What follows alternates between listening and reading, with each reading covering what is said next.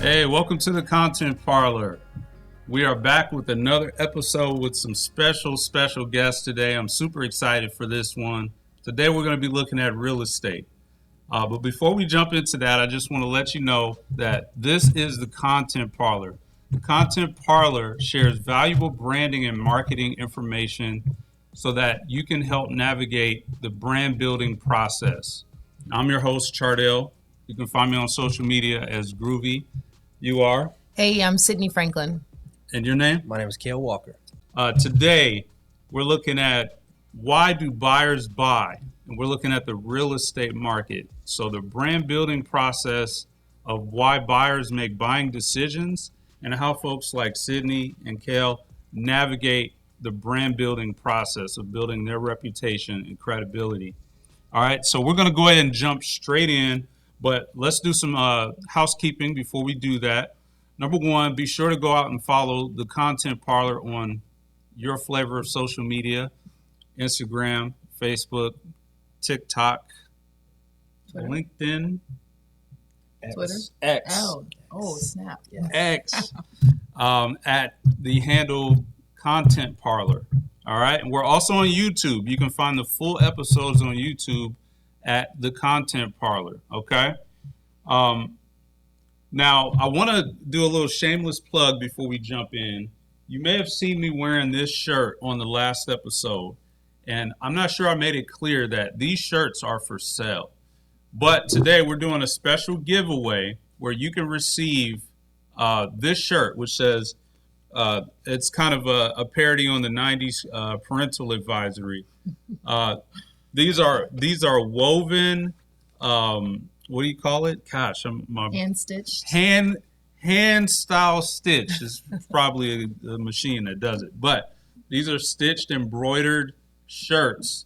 Get your sweatshirt now in the link in the description below. Now, today, again, we're going to be doing a special giveaway where the first person to comment down below in the video will receive a shirt for free of charge. We'll hit you up in your inbox. Number two, the second shirt will be given away from a sweepstakes. So everyone who comments will be automatically entered in a sweepstakes to win one of these shirts. It's a $40 value. All you have to do is comment below and you can stay warm all winter long. All right. All right. So let's jump into the episode here. The branding process of real estate. We've got some heavy hitters in the house today. Let's go ahead and just do some introductions. I'm a gentleman, so, ladies first. Always. Ladies first. That's why I like it here. Let's just kind of get to know who we're talking to today. Can you tell people, number one, you've told them your name, but a little bit about yourself and your background in real estate? Yeah. So again, hi everybody. My name is Cydney. I am a residential and commercial real estate agent with a local Omaha firm called PJ Morgan Real Estate. It's the only place I've had an active real estate license. I am really cool with the owners there. I reached out to them when I received my Nebraska license. When I was still working full-time at a nonprofit development company called 75 North, I said, I want to have an active license, but don't expect anything out of me. Will you have me until I'm ready to do this full time? So that's kind of how I came to PJ Morgan, and I got my real estate license because I understand and kind of I've always loved real estate. Yeah. I think real estate is something that it's an avenue for financial gain. I think real estate is fun. It's like a really nuanced industry, and so I wanted to kind of have some onus for myself in that. And I've been. I should probably also say that I'm born and raised in Omaha, and when I was 18, I was on the first thing smoking out of town. I didn't have an appreciation for the city. All right. And so I lived on both coasts. And when I moved back to Omaha in 2012, Omaha was a different city than the city where I was raised, and it's continued to grow and develop into this place that I'm so proud to live in. And so now to be fully immersed in this industry in real estate, helping clients, and then also kind of growing a real estate portfolio of my own has just been really special. So thank you, Chardell, and the Content Parlor team for having me. I'm excited to be here. Awesome. Thanks for the introduction. Just a follow up to that. What is it that you felt you didn't appreciate about the Omaha market that brought you back? So my family is born, like my family's from Chicago mostly. I'm born and raised in Omaha. Both my parents are from Chicago. And it was always this really special time, several times out of the year as a kid when we would go to Chicago, which is a very diverse city. My family's from the south side of Chicago. Okay. And so just the diversity in people and food and culture just seemed really strong there. And my dad, like 40 years ago, went to law school at Creighton, which is how we ended up in Omaha. Okay. And, Omaha just, when I was growing up, wasn't a very diverse place. I grew up in Bellevue, which is just south of Omaha. And I remember it probably wasn't, I distinctly remember, I think it was the second or third grade was the first year that I wasn't the only Black kid in class. And so I remember that all these years later. And so I think when I was 18, I idolized these other cities that were more diverse, seemed to have more going on. I always thought Omaha didn't have enough going on.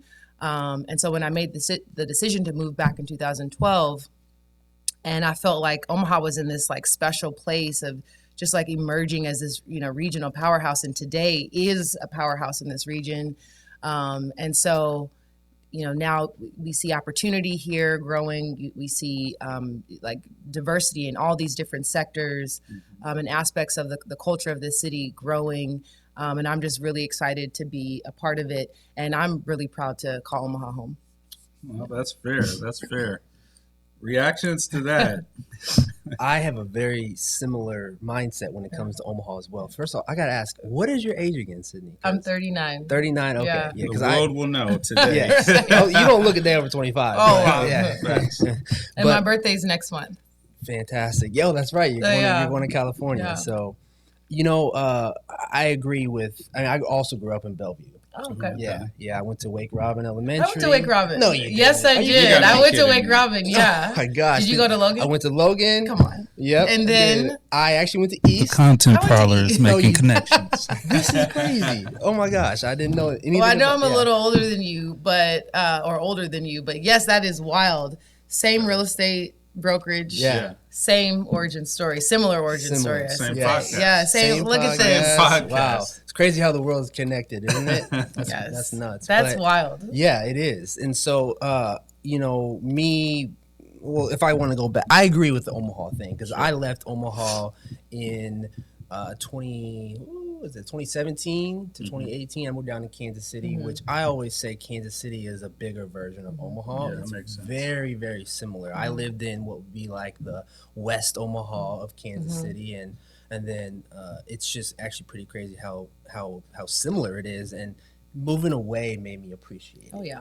I didn't really realize what Omaha was. Going to a bigger city like Kansas City made me like look back and say, okay, well, this is where Omaha could be, and this is where it's going. It's growing, right? So that was one reason why I moved back. But my story about real estate is, I grew up being around the business with my mom, who's been an agent for almost 30 years here in Omaha, very successful. And I never really thought I would get into real estate.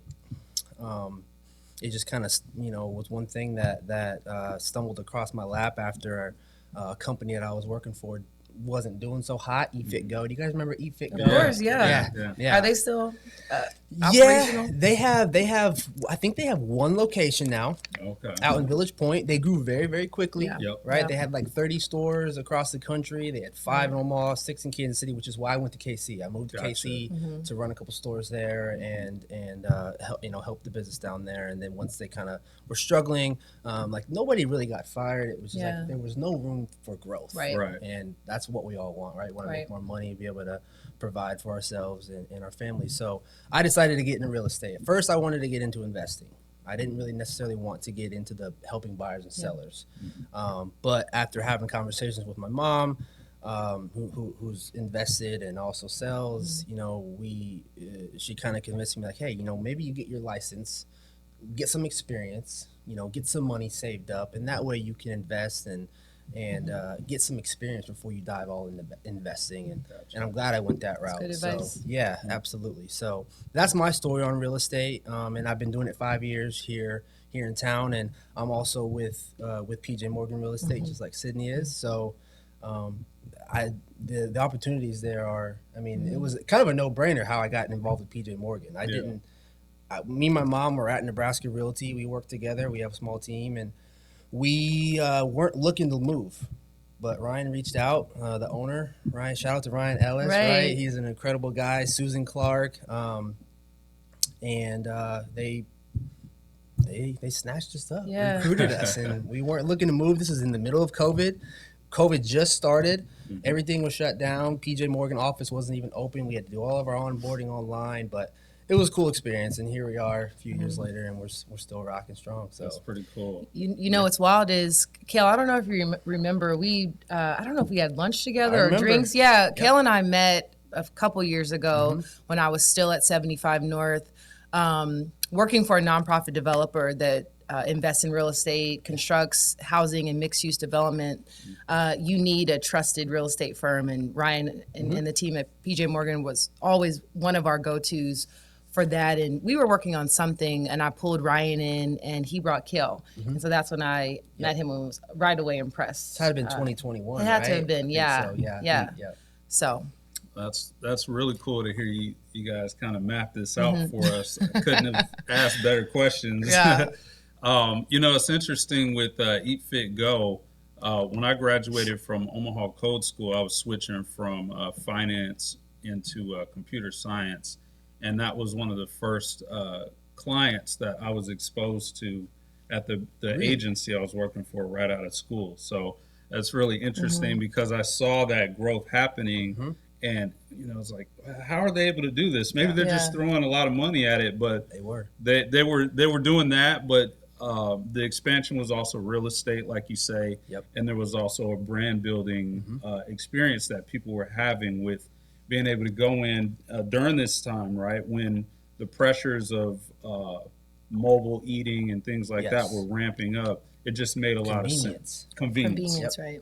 Yeah. So just segueing from the topic of your introductions to our main topic today, which is who can people trust in real estate? You kind of started touching on that, not only with the reputation and who you were seeking out with 75 North, but you know, I guess we could start with Cydney.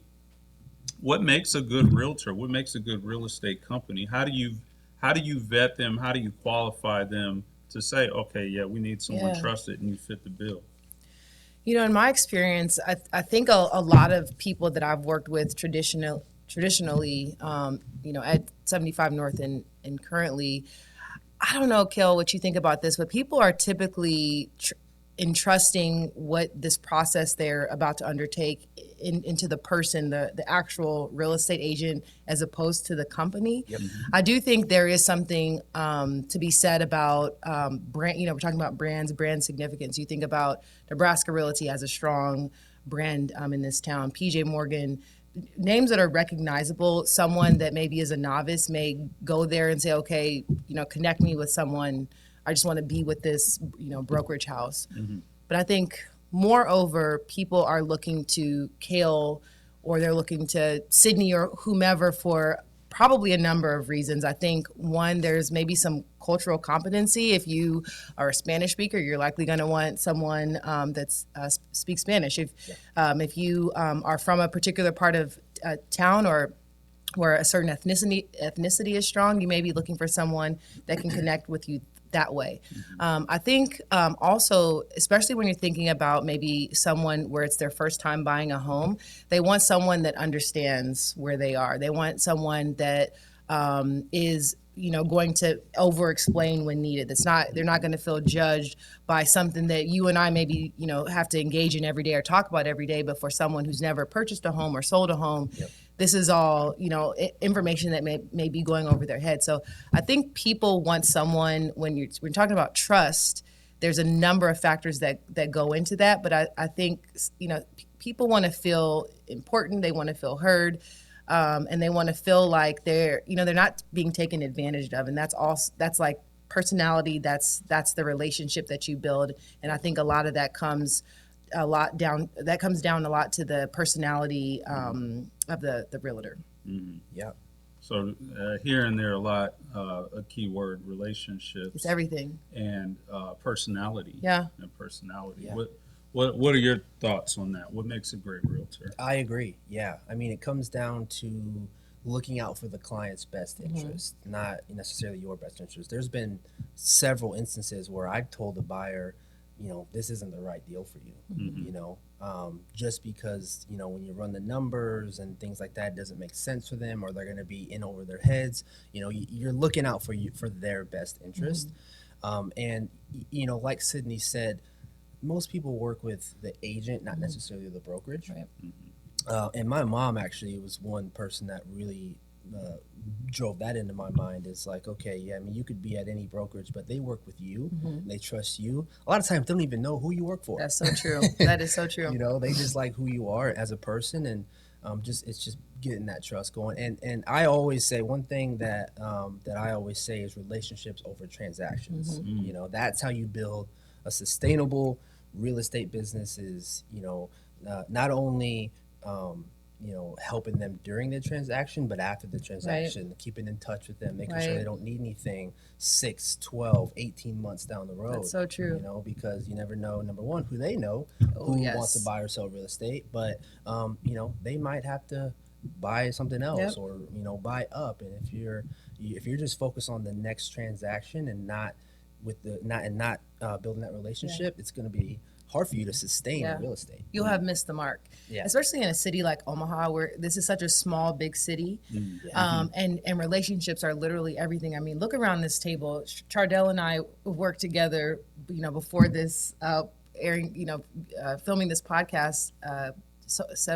Stable Gray, did marketing for 75 North, and we grew up in the same place and didn't even know it till now.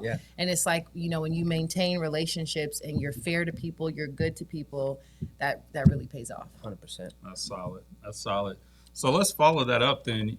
We were talking off camera a little bit about your social media. Obviously, you're killing it on social media. I need to get in the gym. I got some work to do. He may take me with you. Yeah, he may fill out his shirt a little bit more. I don't know if you guys noticed that, but we're wearing a similar shirt. Right. I'm taking notes.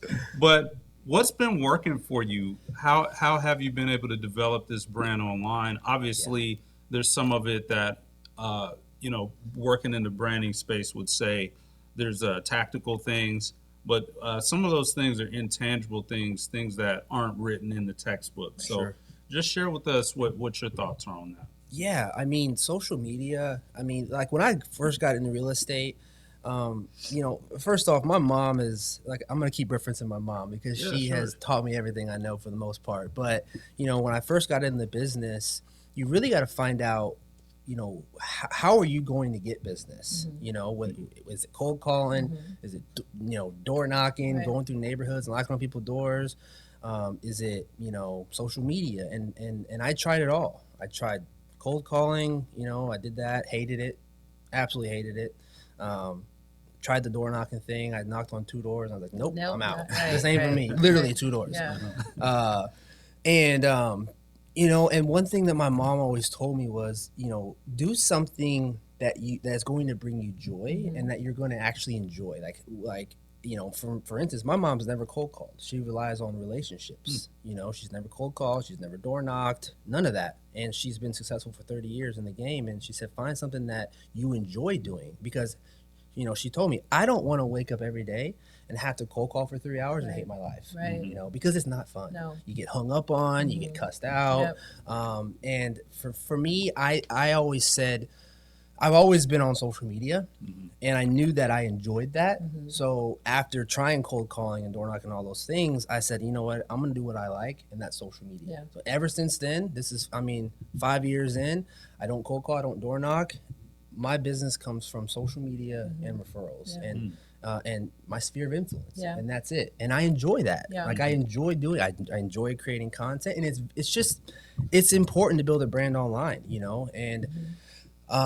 If we're going to get to a point where selling houses, it's going to be a whole lot harder than putting a sign in the yard and getting 15 offers. Right. We're not in that market right now. Right. We were in 2020, 2021. So when it does become harder, and it's not a matter of if, it's a matter of when, you have to be able to deliver something different than the next person. Yep.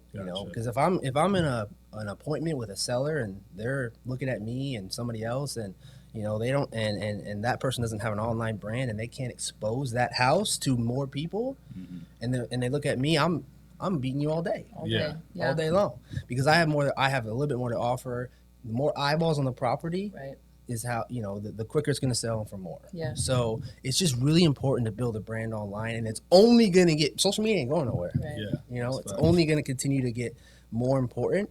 So I don't know if that answered your question, but that's just kind of my thoughts on social media. It's like I've gone all in on it. Yeah. And see, I've done the exact opposite. I've done the exact opposite. Your mom is really wise, because she speaks to a lot of the ways that I live my life. I like to do things that are joyous, that make me happy, that make me feel proud of myself, and that make me feel really good and confident about the actions that I'm taking. And so there's so many different marketing tactics that you learn when you get your real estate license and you're onboarded at a firm. And they include cold calling, they include door knocking, they include dropping off gifts, and of course they include social media and having an online presence. And so you sit through all those things, and I've had social media, only really Facebook. This is how old I am. I'm not really on any other platforms. I think I have a LinkedIn. And you still call it the Facebook? Did I say the Facebook? Did I say the Facebook? No, please. And that's. I'm on social media. I know how important it is. At this time, that's not something that I am super active in, and that's because it's not one of the things that necessarily bring me joy. It's not something, you talk about content and creating it, and getting it just right to get it out to you. It's a lot of work. It's a lot of work, and it's never really been my style. And so, so I kind of right now put that in the bucket of all these other marketing tactics that for Cydney, they don't work. And so for me, what does work is, I feel really proud about, my presence, my ability to build relationships that are different, that are outside of online platforms and those mediums. And so and I'm probably in the minority when you talk about 2,000, almost now 24 realtors. Social media is so vital for that, and I guess I'm just trying to find a different path, and so far it's been good. Well, I think there's two connection points between you two. I think number one is you've both been consistent, right? Yeah. You've managed to build these networks through different channels over a consistent period of time. Yeah. And then the second thing is just the focus of of making sure that the work that you're doing is of high quality, Right. Which I think is just really interesting, because you wouldn't think that there's this brand building process happening for realtors in this way, shape, or form. There was something that Kail, you said that kind of stood out to me, which was that social media isn't going anywhere. And that just cracks me up when I think of Cydney, because despite her efforts to stay off of social media, people are still publicizing her. They're still talking about her because of the impact of the work that she's doing. Yeah. So, passive aggressive or unintentional, I don't know, but you're still on social media if you didn't know. Oh, I know. Usually how I find out is someone will take a screenshot of something that that they've seen on whatever platform and text it to me. And I'm like, oh, I had no idea. Or someone will say, why didn't you tell me this was going on? I'm like, honestly, I did not know. So I gotta get with it. I need Kail to give me some lessons. I see. Gotcha. You guys are going to the gym, and we're gonna go to social media school. school. Well, you kind of answered my other question, which was about if social media matters and why. So we'll just skip that topic. But what I do want to say as it relates to social media is what do you see the future is for social media? Do you think that it's a lot of the content, or do you think it's more about just telling your story on social media? I think it's going to be both. Yeah. You know, and people really like to see the journey. And I remember when I this is what I now coach realtors as well. And I actually have one person that is becoming a realtor. She's not quite licensed yet, but she's in the process of it. And one thing that really helped me was documenting my entire journey of leaving Eat Fit Go, leaving a salaried, comfortable job where I had benefits and the whole thing, versus starting a whole new business and getting in real estate. I documented the whole thing from when I was in real estate school all the way until now. You can go back to 2019 on my Instagram and see it, right? People like to see that journey. They like to follow that story. Yeah. And so it's going to be a combination of both, you know, in my opinion. Yeah, that's good. I've actually just started the exact same thing because ironically, despite working in branding every single day, sleeping and breathing it, I haven't done a good job with my own platform. Yeah. You know, so just the other day, I think it was Tuesday, I posted my first post. My followers don't know that I've begun a plan to build out my story on social media over time, but it has started. So it's a word of encouragement to hear that that's working for you as well. It helped me because get that's what immediate business. Yeah. You know, as soon as I got my I had people waiting. Really? Hey, when you get your license, I'm ready. Yeah. My first client was one of my good friend's mom. You know, she still has the house today, right? Nice. So, you know, and that's what I'm teaching this soon-to-be realtor is document your story, because you're gonna have clients right away. Yeah. You know, they're gonna be waiting for you because you know, you want to create raving fans. Yeah. Right.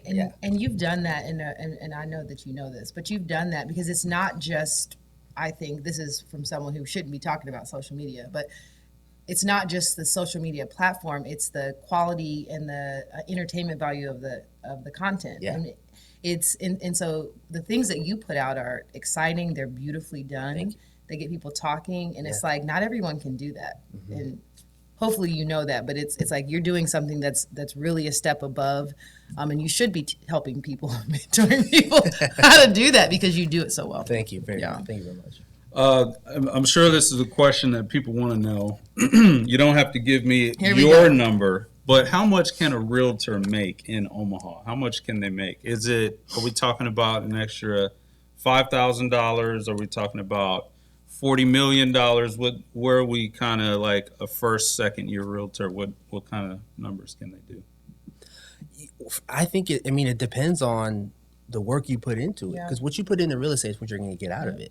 You know, I don't like the part-time agent route personally, because you put in part-time work, you're going to get part-time results. That's just what it is in real estate.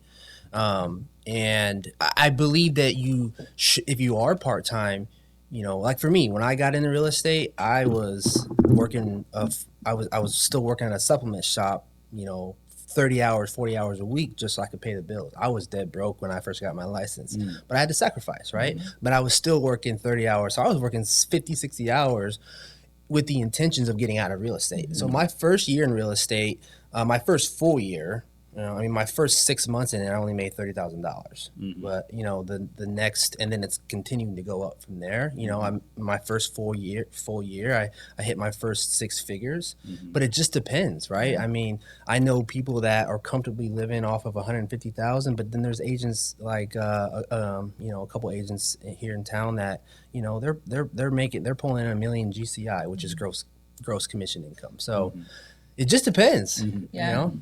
And so Kail and I have a maybe slightly different focus in real estate. Are you mostly residential? I don't do residential. commercial. Okay. Yeah. And my residential focus is if you called me and said, hey, can you show me this house? Can you help me through this process? I'll of course, how it help.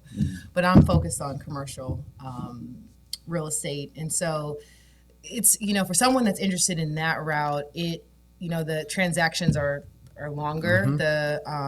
Oftentimes it can take years to close on a deal. And so if someone is interested in that route, they have to be kind of prepared for that. We have so many similarities because, as I was transitioning from my salaried position with benefits and all these, kind of, things that a company I'd worked in for 9 years, and now I'm fully commissioned. And I've been, planning for this. It's a difficult thing, I would say, to do part-time. I think if you are going to do something maybe part-time, you get your real estate license and you either want to buy property for yourself or you want to help a family member. I think that would be a nice supplemental income. That's a tough question to ask. I think you're so right. What you get out is what you put in. If you're part-time, then, you're doing it just here and there. Probably you probably can bring in a few $1,000s a month. But there are some very successful realtors. I'm sitting next to one that can have very financially prosperous careers. Absolutely. This way. Very impressive. Very impressive. If you're not in the industry, it's hard to know or measure. You see a lot of newcomers jumping into real estate, and there's those fair weather folks that they're there and then suddenly they're not in and they're doing something else. So you just see these things as a consumer, and it's hard to know. Yeah. And I'm sure the audience would like to know that. Well, to tap into that a little bit more, Yeah, go I mean, I tell people this not to scare them, but to make it a reality. And the reality is 87% of people that get into real estate don't make it past the 3-year mark. Okay. I mean, Well, that's just similar to starting a business. it's the same thing as starting a business, Yeah, it is. and I think insurance, like insurance agents, is like 92% failure Really? rate. So if you're looking at an 87%, failure rate, that's only 13% of agents that actually get into real estate and stay in real estate. So it really, you kind of gotta go all in on it, Yeah. and be straight up with them. Yeah. I also encourage people to, like, anyone that wants to listen to me, I'm like, you should get your real estate license.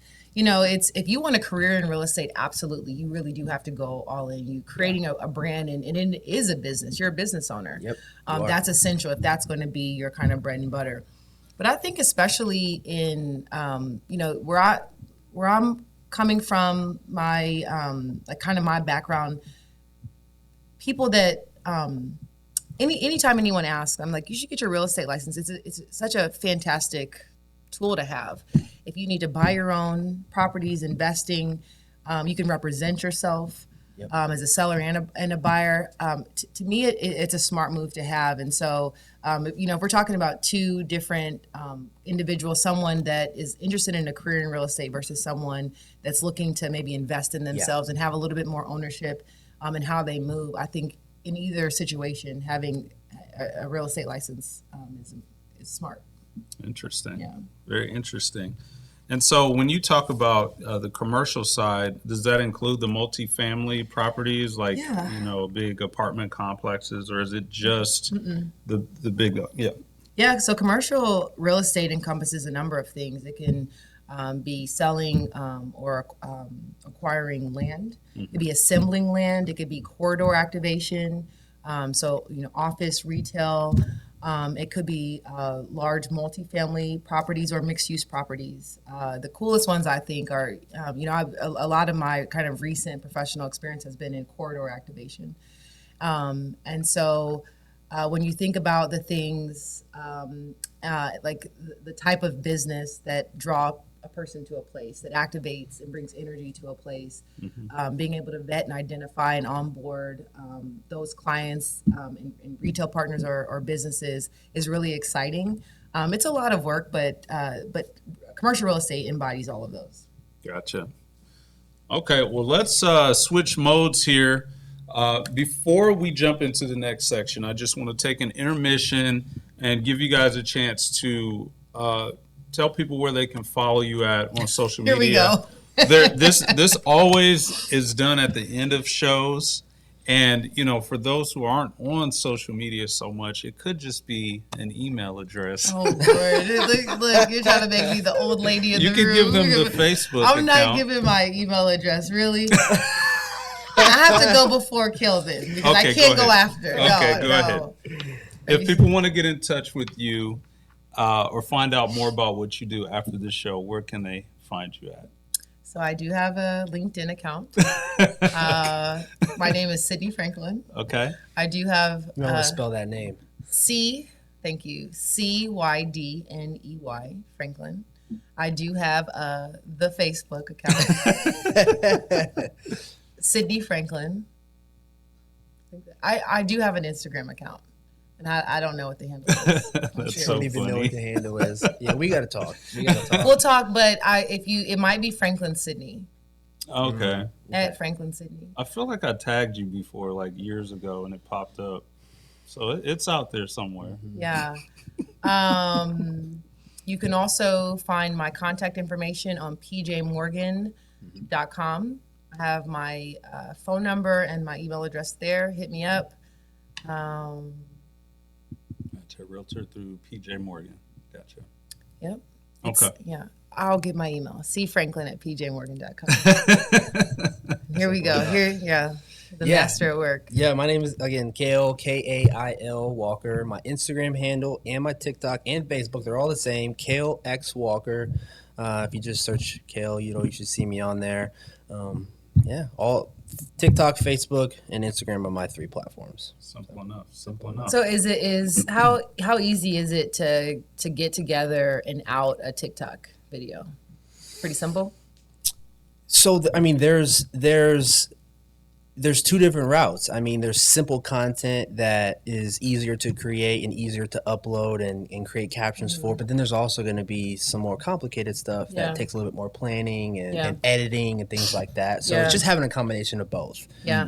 Just having enough, I call it a content bank, where you just have Stuff ready to go. That way you don't always have to be creating. Yeah. There's a day of the week where I go out and I create content. Yeah. And then I have it stored away, and then I can still reuse that content even if I posted it 6 months ago. Right. I still post stuff from a year ago. Yeah. Like so. today. Yeah, exactly. So if you put something out there, then maybe I can just share it. Share it, yeah. I approve that message. Yeah. We use a similar methodology for the content parlor. Obviously with the podcasting, we create a lot of content in one sitting, but also with the topics that we select.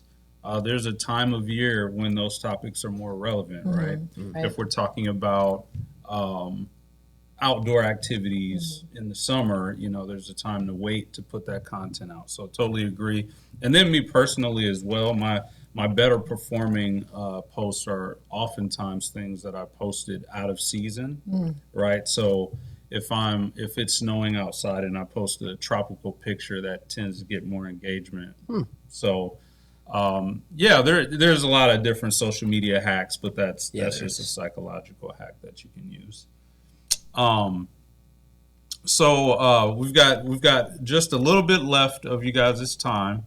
We want to talk about this Fed rate buzz that's going on right now. There's a rumor that the rate is going to drop to 6% in the first quarter of 2024.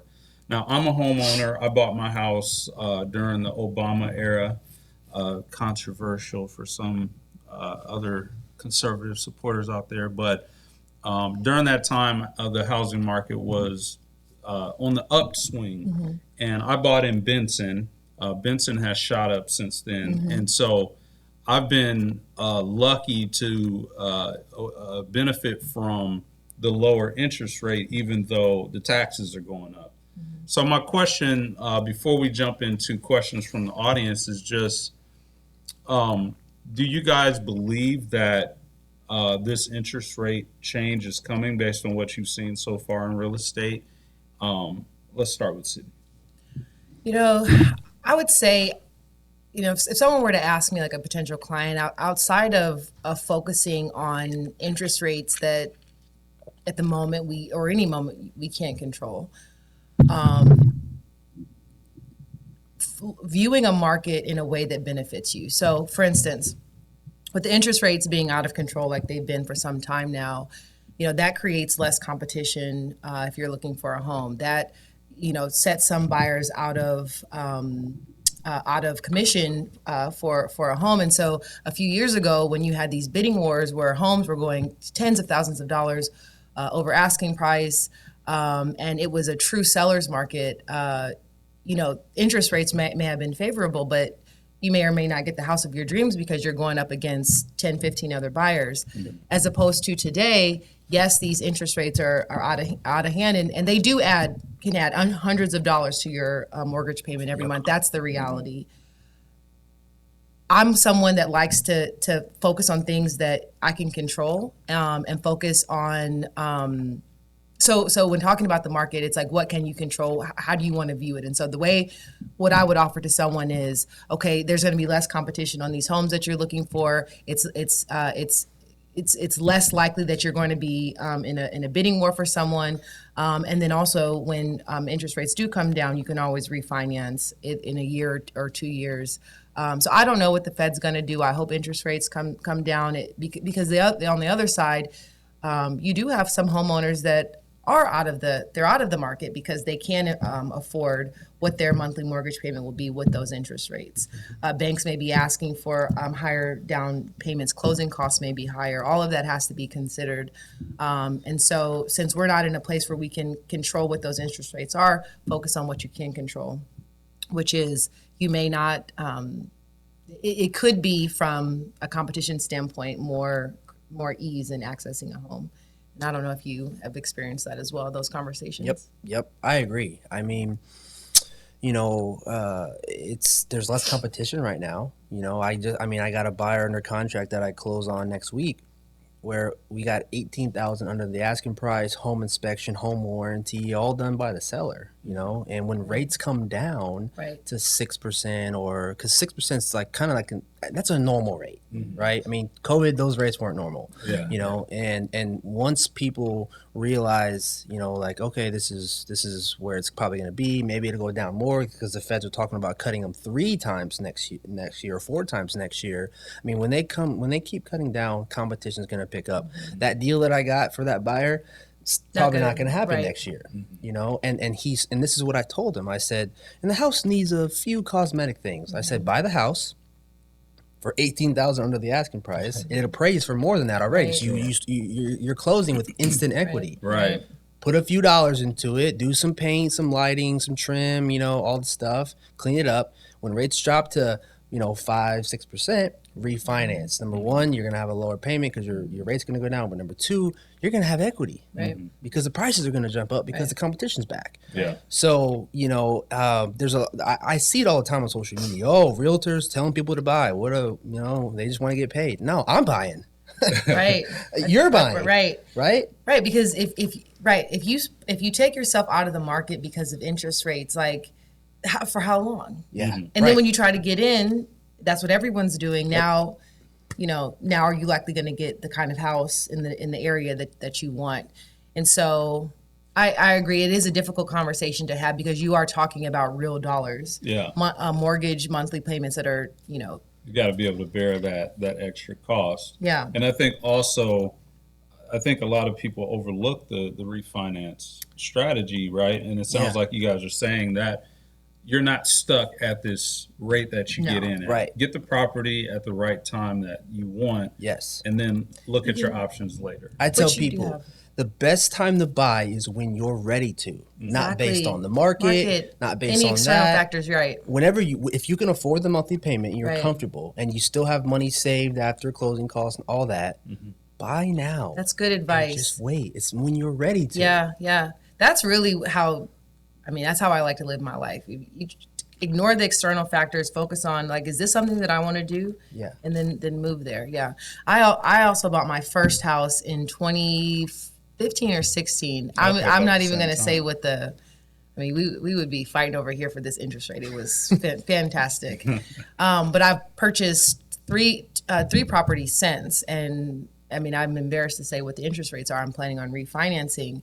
But I had a really smooth avenue, a smooth pathway to those homes, because there were a lot of buyers that were like, no, I'm not going to do that.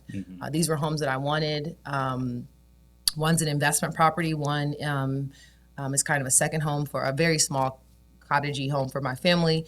And, you know, just exactly what you're saying. These were homes that I wanted, and I found a way to make it happen, and I'm planning on refinancing. I'm going to have to. And I'm looking forward to that lower monthly payment. It's never the people that are in real estate that actively buy real estate if the market's up or down. It's never those people that tell you not to buy. Right. It's the people that think they know the market.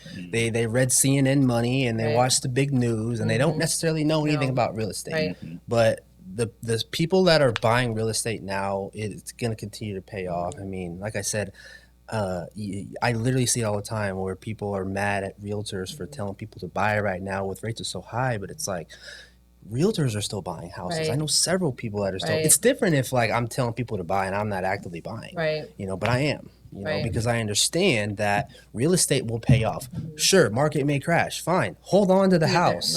Market's going to pick back up. Anybody that in 2008, 2009, 10, when the market crashed, those people are sitting on hundreds of thousands of dollars now because they were able to hold on, so they didn't sell it, It's if the market comes down, it always comes back up. Always. Right? So well, the other thing is like, you know, you can't tell someone what they can or can't do. People are coming to you asking for your advice because they understand your experience, your expertise, and that which is valuable. And it's like we're all, you know, people that are buying homes are adults that are ultimately making their own decisions. But realtors have a background and a knowledge and an understanding, hopefully an understanding of the market, where that's why their advice is sought. Yeah, exactly. So a couple of follow-up questions before we get to the audience. The number one question that I think, at least I hear from first-time home buyers after they've been in for a while, is how much additional budget should they factor in over top of the mortgage payment, right? There's a lot of things that can come as gotchas to people if they don't read the fine print, right? You got the PMI, you've got the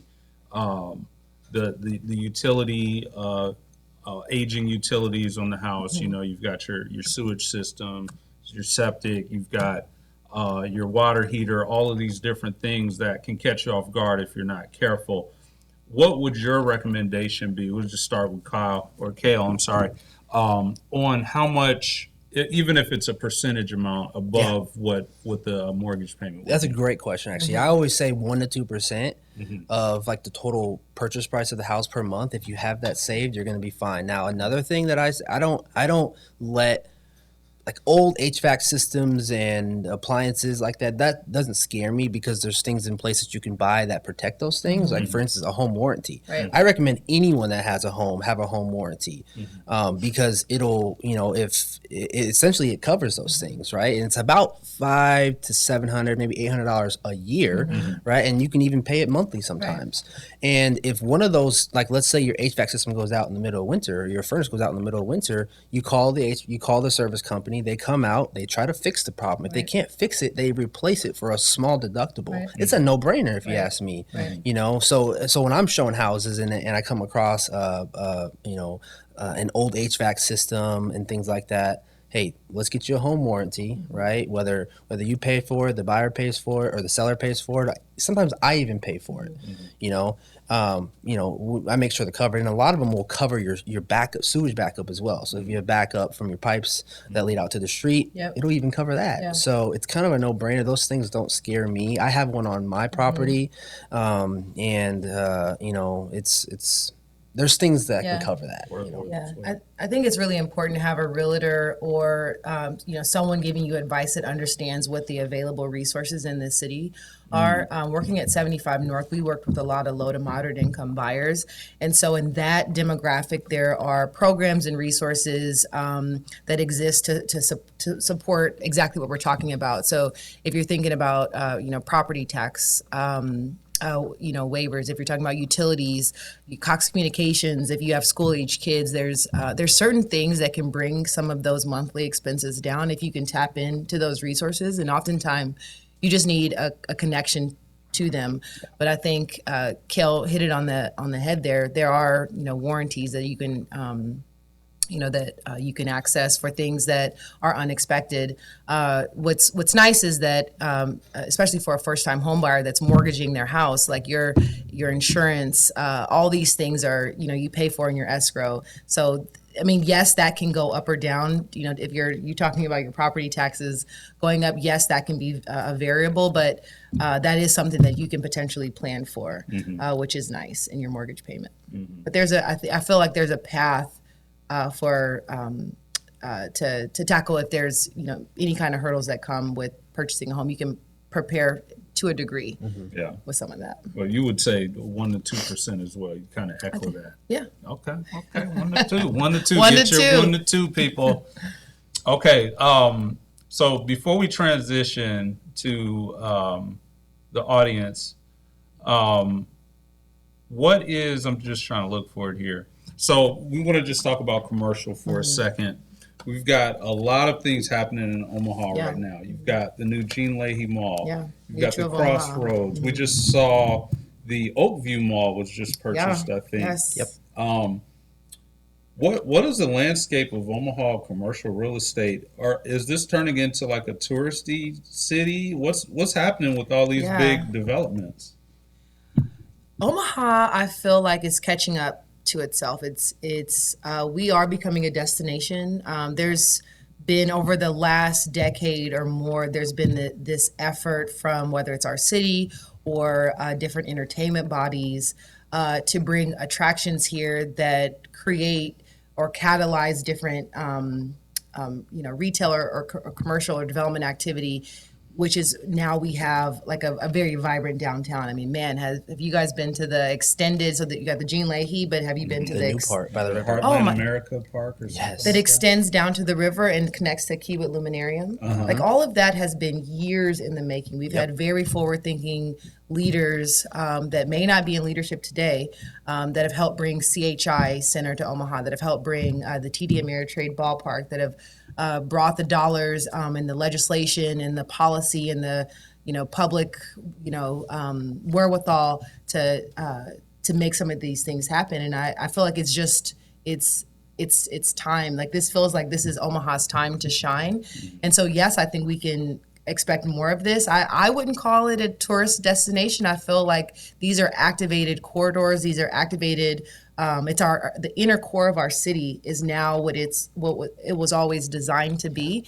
And so Crossroads is an extension of that. Mutual of Omaha Tower going up, our new library system, these are extensions of that. And small business and small developers, or developers big and small, are taking advantage. That's how now we have Blackstone District. You mentioned earlier Benson, everything that's happened in Benson. Yeah. This is all an extension of that. And so commercial real estate and development is at the heartbeat of that. People that have the resources, the wherewithal, and the go-get-itness to make some of these things happen. And that's really why I got my real estate license, because I'm planning on tapping into that too. I think it's very exciting. It's one of the things that fills me up, is the idea of creating vibrancy and activation in this city where that like train is going. Yeah. The streetcars coming. Yeah, right. And so it's just a very exciting time to live in this city. And I think as we want to strike when the iron's hot, and it is very hot right now.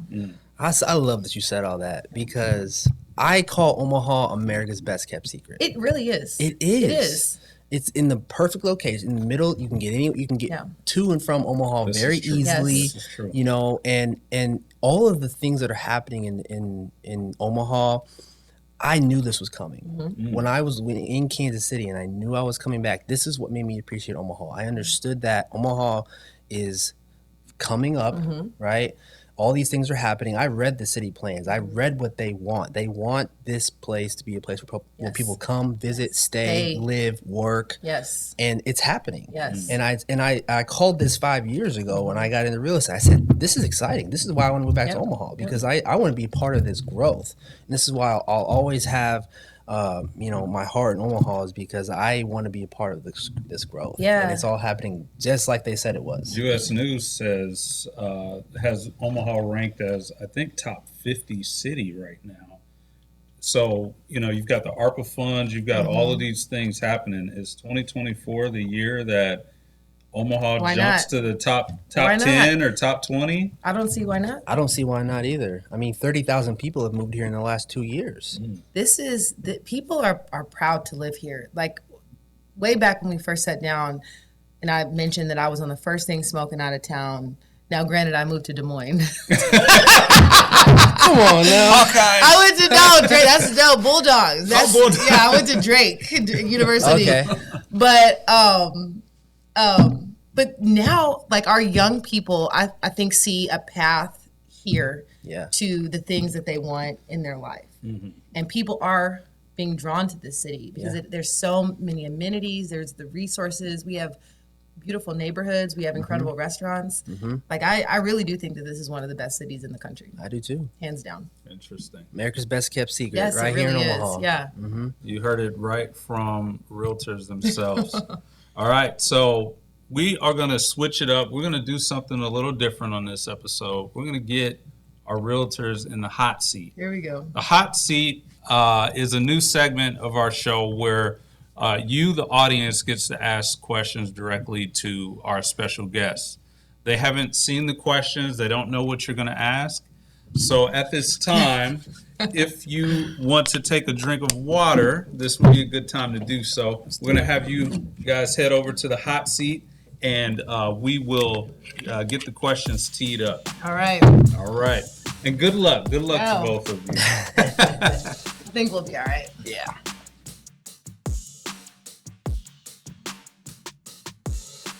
All right, we are back. We've got Cydney and Kail in the hot seat. They are on set B, and we're going to take some questions from the audience right now. These are questions that you guys want the answers to direct from realtors. We don't have assigned questions, so either of you can answer. Just jump in as you see fit. Only thing I ask is that you not yell at each other. Okay. All right, so the first question is coming up right now. What would be a good interest rate for a house for a first-time home buyer? So that question is coming from Tara, and she's looking to buy a house. She wants to know what would be a good interest rate. And we kind of touched on that. We did. You know, that changes with the market. Some of the partners that I am familiar with that their clients are oftentimes first-time home buyers. They have access to certain types of financing where they can get interest rates today down to around 5%, which would be fantastic in this current market. Interest rates are higher than that right now. That's a difficult question to ask. It's a good interest rate would be much lower than that.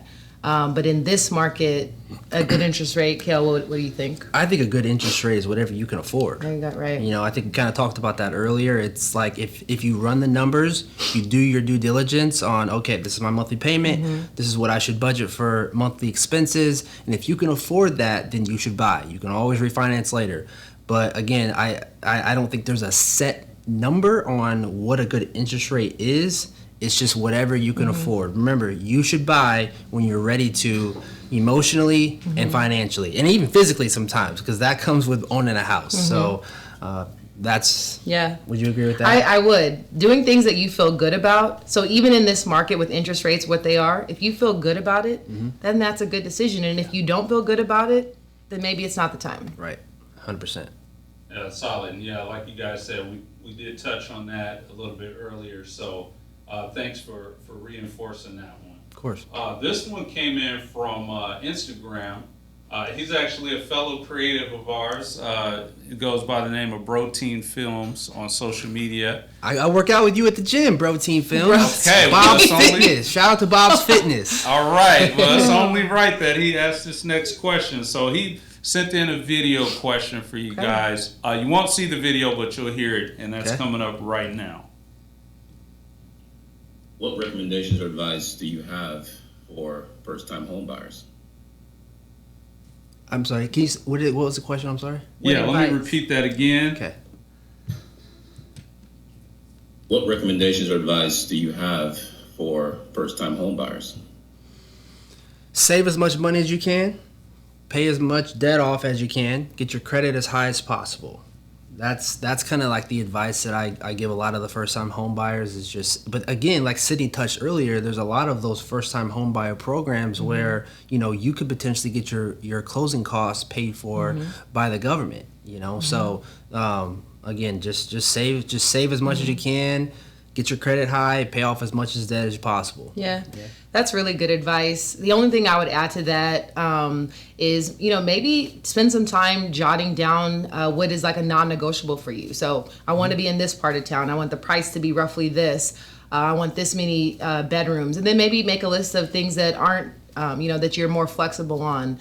And be kind of open to the process that way, but honing in on what you think are like, okay, these are my must-haves, and then go from there, considering all the really good advice that Kail just offered too. Absolutely. Is that normal for realtors to help folks with their credit? Obviously, we know some people come in and their credit's not perfect. What do you guys do with those situations? I can offer really quick from the nonprofit development firm that I worked with. We worked primarily with low to moderate income buyers that still went through processes that were eligible to buy really high quality homes.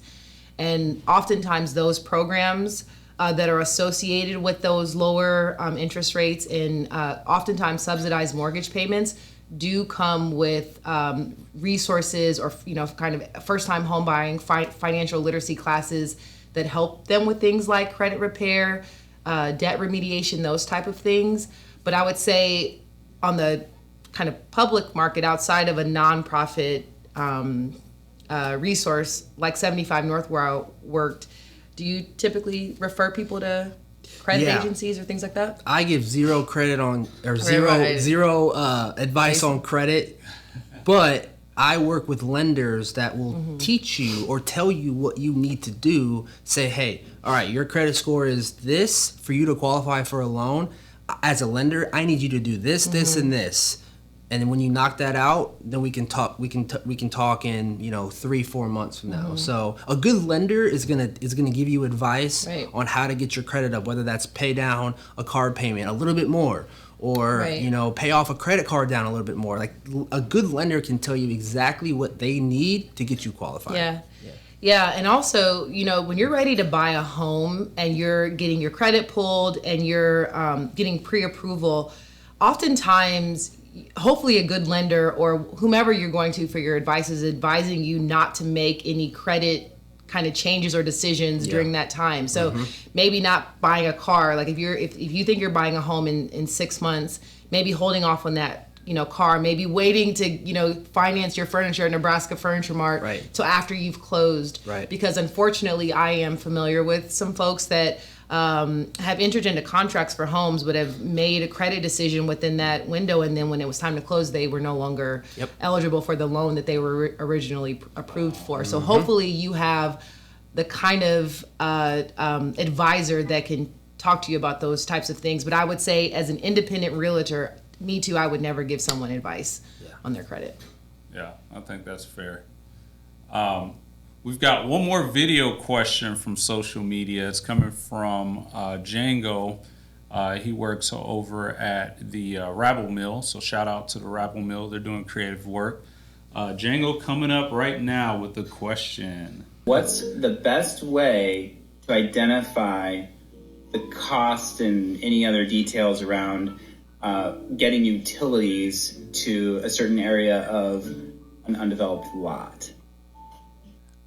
Well, that's an interesting question. So undeveloped lot. So starting with a fresh lot, how do you go about getting utilities run? And I suppose that would include not only your gas, water, electric, but also your internet nowadays. Oftentimes when you're talking about pre-development activity, especially on a vacant lot, a number of things you'll want to assemble in terms of like a development team will include a surveyor and an engineer that will help you with those things, that'll help you access public utilities and systems and lines to access or tie into what those public utilities are. Oftentimes, if you're unfamiliar with those processes, whomever you've hired to survey or engineer, like a civil engineer, can help you to kind of make that process a little bit more smoothly, so you're not tackling that by yourself. That's the perfect answer. I got nothing else. Hire civil engineer. All right. Well, so these aren't video questions, so you'll just hear the audio again for these. What is the best way to go about starting up a rental property? Is it with a house, an Airbnb, or maybe starting with a couple of apartments like duplexes or something like that? Well, I have an Airbnb. It's downtown and it does pretty well. I think you just got to do research on, whether you want to do more short-term rental or more long-term rental, but it just comes down to figuring out what exactly you want to do. Yeah. I think that, if you're going to buy a rental, then, first off, I mean, if you can buy a property where you don't have to put, where you're not maybe necessarily knocking down walls and things like that, maybe more of some small cosmetic updates versus, having to do a whole bathroom remodel, then I think that's kind of like a route that you should look at is like, okay, let me find a property where I can put some lipstick on, some cosmetic stuff, make it look pretty and make it rentable. Then I think that's kind of your best bet with that as far as finding a rental goes. The gentleman mentioned like a duplex. My property has two sides to it as well. So, that's really smart. Yeah, so one side's completely renovated, the other side is not yet. So it's empty, it's vacant, but we're gonna plan on using the funds that we've gotten from the Airbnb to renovate the other side, and then we'll have essentially two properties. Yeah. Gotcha. Yeah. And you think about, like, I don't know where downtown your Airbnb is, but you think about all the big activities that are happening downtown with the College World Series, the swim trials, Creighton basketball games, etc. Yep. People are looking for, not everyone wants to stay in a hotel. And if you're talking about downtown profit, that can be very profitable, but it's just the turnover. Yeah. So really, and I've said this a few times today, whatever it is that kind of speaks to you, if that excites you, that kind of constant turnover, the energy and probably greater profit that comes with that, you should do that. For me, I wanted something where someone is committing to a year lease. So I have a single family home that I'm renting, and I have another property that I at some point may either Airbnb or rent. I think for people that are looking into getting into investment properties, I know one strategy, there are so many, but one strategy is, so the first house that I purchased years ago, that mortgage is almost paid off. So I'm thinking about refinancing that and using those dollars to purchase another house and then using that as another investment property. And so getting some good advice on, whatever your financial situation is, whatever, funds you have access to get into investing, I think is really smart. So just to be clear, you're saying Airbnb is not going anywhere. That model of investment property is viable here in Omaha and maybe other places. People have always rented out their homes and apartments. Maybe not on a platform like Airbnb, but people have always rented out their places. Okay. Maybe this is more streamlined for people. It's more accessible because of the online platform. Yeah. But I don't know. Well, I mean, like you said, some people want an Airbnb and some people prefer a hotel. Very interesting. Yeah, thanks for sharing those answers. These are just common questions I think that folks have that don't know who to ask. Yeah. So appreciate that. All right, so that does it. They have made it through the hot seat. Can you believe it? All right, so that does it for this episode of the Content Parlor. Why do buyers buy? Thank you both for being on the show today, Kail. It's been awesome. Cydney. We want to give you a chance to say anything, your final remarks before we close out this episode. It seems like with the growth of Omaha and all of this opportunity and energy, a lot of individuals that I know are looking at opportunities to also invest in themselves, and are becoming entrepreneurs, are starting businesses. They're asking questions about investing, and I would just encourage you to keep asking those questions, keep creating opportunities for yourself to invest. because real estate is always a good investment. And I think it's really encouraging when all of this like growing energy, tapping into it and taking advantage is smart. And so keep at it. I agree. Yes, real estate is one of, if not the best way to build long-term wealth. You know, it may not be the quickest ROI depending on what you're doing, but it's Omaha is growing. Prices are gonna, be solid here, and it's never been a better time to get into real estate. Actually, there's no wrong time to get into real estate. Like we said, it's when you're ready to, and yeah, people like Cydney and I are here to help any way we can. There you go. Yeah. Well, that's solid.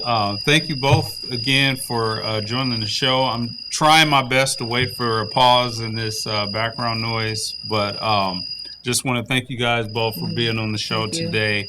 Thank you for sharing your thoughts. We'll be sure to tag you guys in the post. Great. And we'll see you guys on the next episode of the Content Parlor. Probably less construction development happening. Tridell, thank you. Thank you.